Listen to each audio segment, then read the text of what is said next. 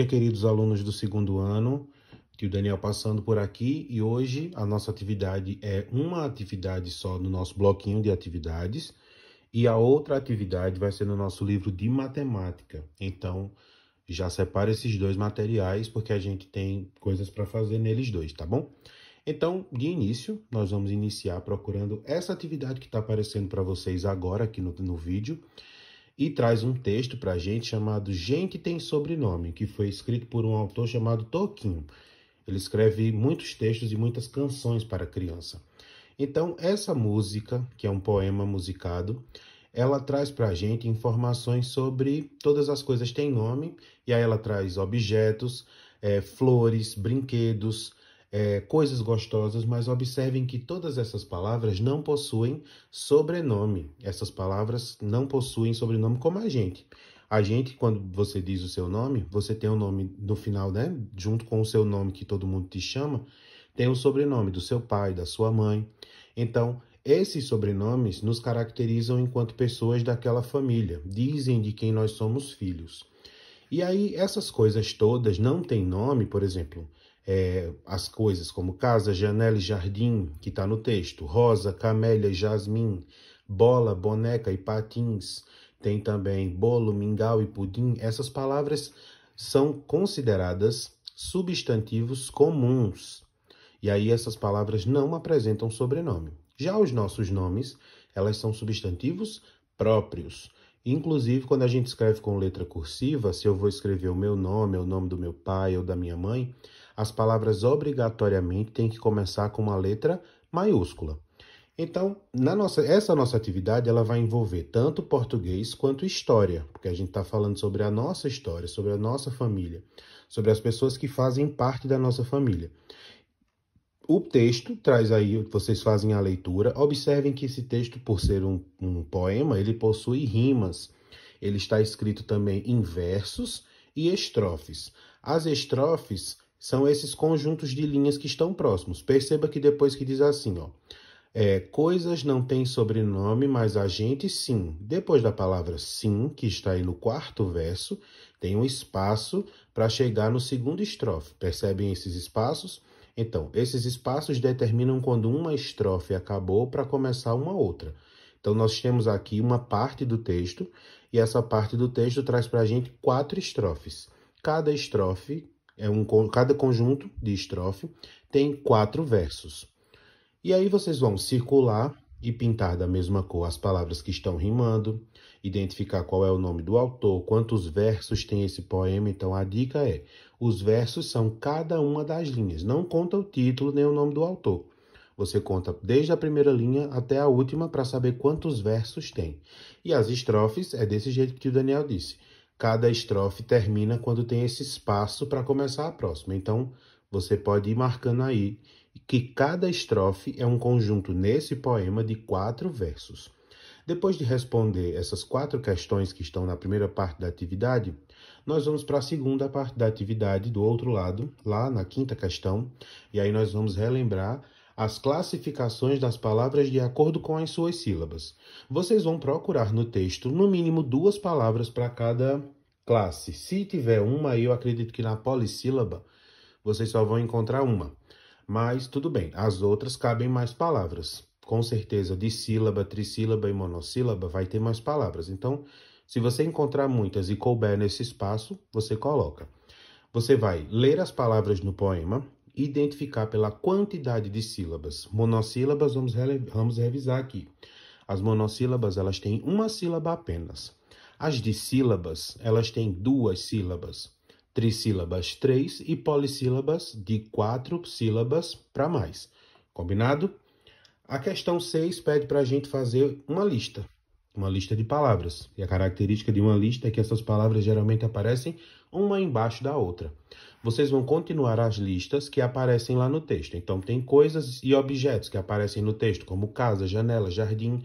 Você vai observar o que é que tem aí na sua mesa de estudos, o que é que tem na sua casa, que são objetos. E aí você coloca na sua lista. Ao lado, nós já fizemos essa lista, inclusive, no almanaque. Vocês podem até consultar quais foram as flores que botaram lá. E aí você vai fazer uma lista de flores.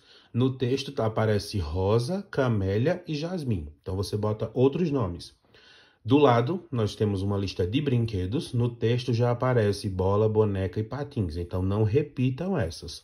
Vocês observam nos seus brinquedos outros e anotam aí. E do outro lado, coisas gostosas. Imaginem as coisas mais gostosas que vocês gostam de comer. No texto já tem bolo, mingau e pudim. Não repitam. Combinado?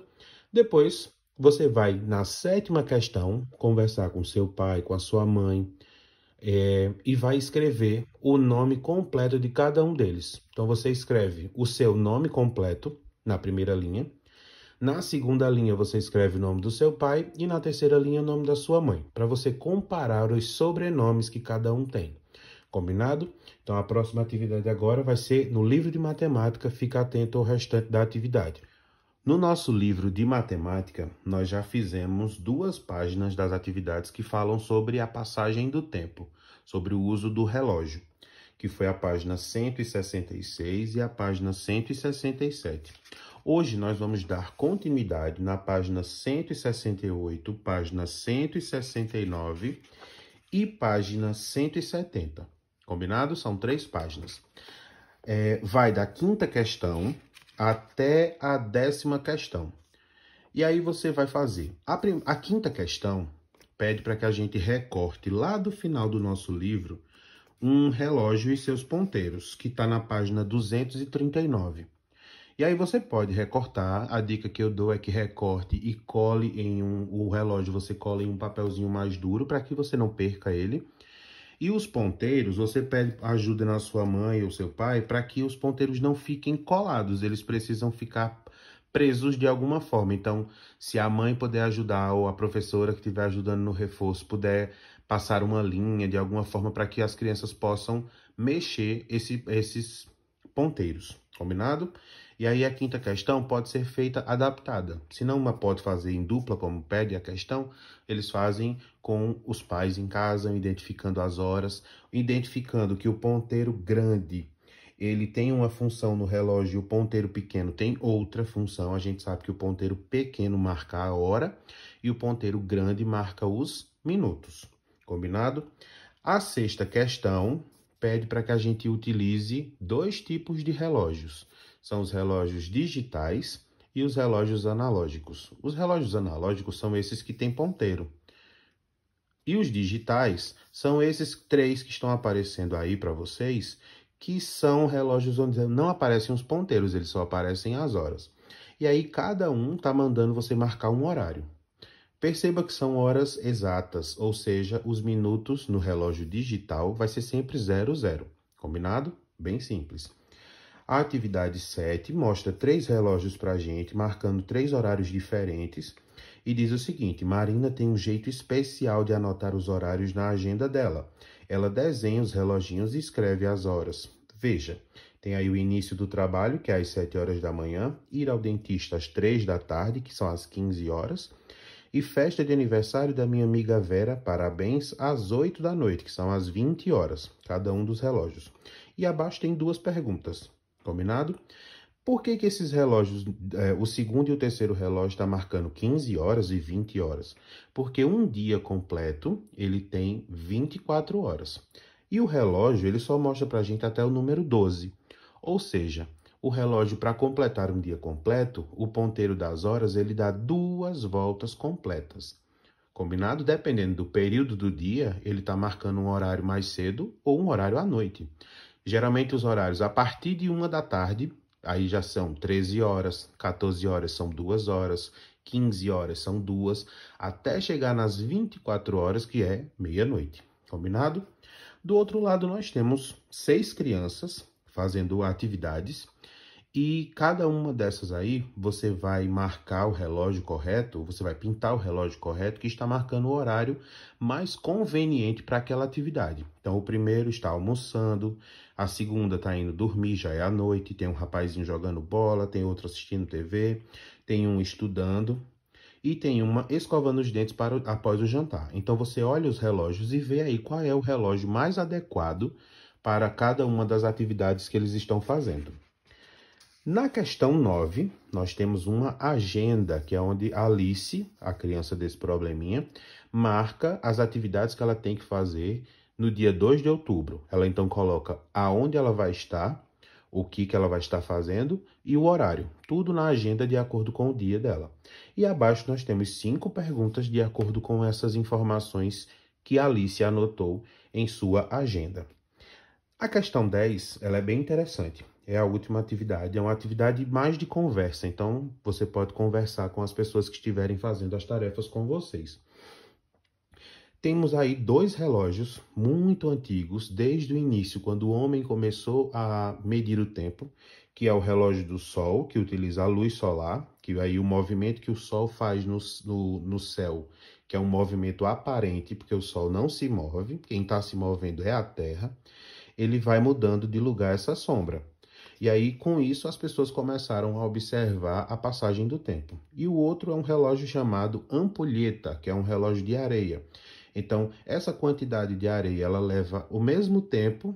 Quando você vira ela de cabeça para baixo, aparece muito em filmes essa ampulheta. Ela demora a mesma quantidade de tempo. É um relógio muito antigo e ele marca sempre o mesmo tempo para atravessar de uma parte para outra. E aí você vai conversar sobre esses relógios, pode comparar com os relógios que a gente tem hoje. Onde a gente encontra, por exemplo, hora para ver? A gente vê no computador, a gente vê no celular, a gente pode ouvir no rádio, de acordo com a programação que está passando na TV. Tudo hoje em dia traz informações para a gente da passagem do tempo. Então, essas são as atividades de hoje. Concluiu a atividade, guarda o material bem direitinho, tira aquela foto para tio Daniel e manda no grupo. Combinado? Então, um abraço para todo mundo e até amanhã.